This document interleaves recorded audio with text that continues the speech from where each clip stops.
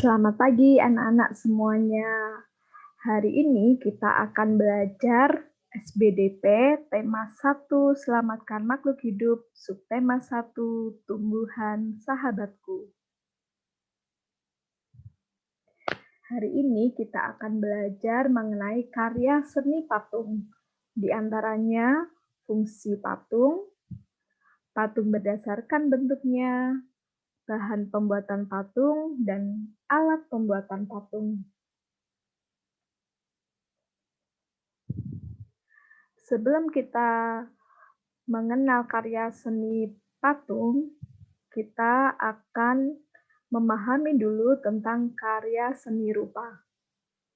Seni rupa merupakan cabang seni yang membentuk karya seni dengan media yang bisa ditangkap mata dan dirasakan oleh rabaan. Berdasarkan bentuknya, karya seni rupa dibedakan menjadi dua, yaitu karya seni rupa 2 dimensi dan karya seni rupa 3 dimensi. Karya seni rupa 2 dimensi terdiri dari dimensi panjang dan lebar. Oleh karena itu, karya seni 2 dimensi hanya dapat dilihat dari arah depan saja. Contohnya, seni lukis, seni reklame, seni ilustrasi, seni grafis, dan ornamen.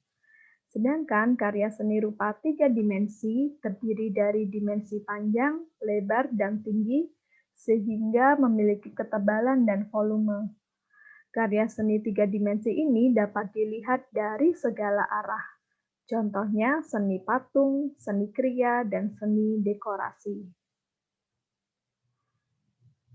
Mengenal karya seni patung.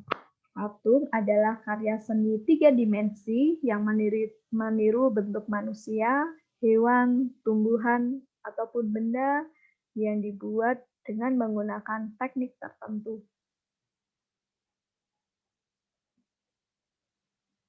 Berdasarkan fungsinya, patung dibedakan menjadi 5, yaitu patung religi, patung monumen, patung arsitektur, patung dekorasi, dan patung seni.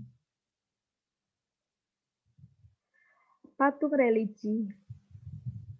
Patung religi ini biasanya digunakan sebagai sarana untuk beribadah dan bermakna religius. Patung monumen. Ini adalah contoh patung monumen Pancasila Sakti. Dan ini adalah patung monumen nasional. Patung monumen berfungsi untuk mengenang jasa para pahlawan atau suatu peristiwa bersejarah. Patung arsitektur. Patung arsitektur ini berfungsi sebagai pelengkap dari konstruksi suatu bangunan. Patung dekorasi. Patung dekorasi berfungsi sebagai penghias bangunan, taman, atau tempat yang lainnya. Patung seni. Patung seni hanya untuk dinikmati keindahan bentuknya saja. Berdasarkan bentuknya, patung dibedakan menjadi 2, yaitu patung bentuk figuratif dan patung bentuk non-figuratif. Patung bentuk figuratif yaitu bentuk patung yang realis, yang nyata, seperti bentuk alam yang meliputi bentuk manusia, hewan, dan tumbuhan. Misalnya ini adalah contoh patung manusia, yaitu patung Bapak Joko Widodo, Presiden Republik Indonesia. Lalu patung bentuk non-figuratif, yaitu bentuk patung yang terlepas dari bentuk alam atau bentuknya abstrak, seperti bentuk garis, lengkungan, bulat, atau memanjang. Contohnya seperti itu.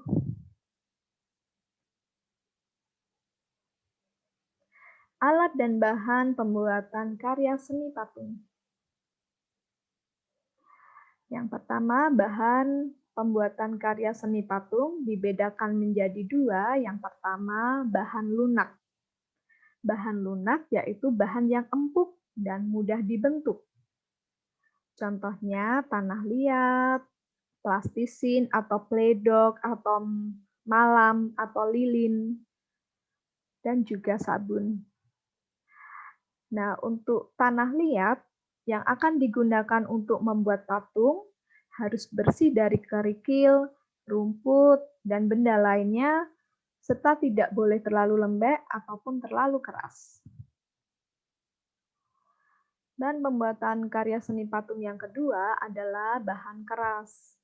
Bahan keras yaitu bahan yang bersifat keras dan lebih sulit dibentuk, serta memerlukan teknik-teknik tertentu. Contohnya batu, batu marmer, dan kayu jati.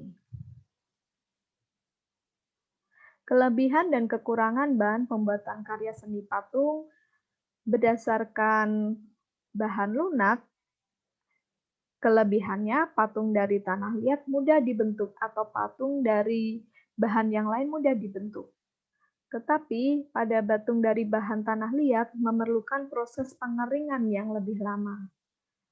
Sedangkan kelebihan dari bahan keras, patung dari bahan keras tidak perlu dikeringkan. Tetapi patung dari bahan keras sulit dibentuk dan memerlukan waktu yang lebih lama. Alat pembuatan karya seni patung. Yang pertama, alat yang digunakan untuk membuat patung dari bahan lunak. Ada alat butsir, ada meja putar, dan ada cetakan.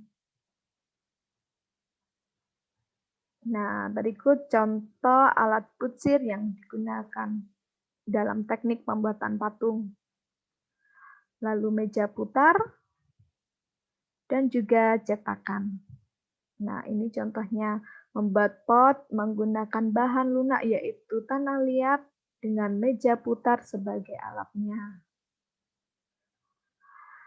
Alat pembuatan karya seni patung yang digunakan dari bahan keras. Palu dan pahat kayu, palu dan pahat batu, dan amplas. Nah, ini adalah palu dan pahat yang digunakan untuk bahan kayu. Lalu ini palu dan pahat untuk bahan batu, dan ini adalah amplas. Oke, terima kasih anak-anak. Semoga bermanfaat untuk kalian semua. Terima kasih. Tuhan memberkati.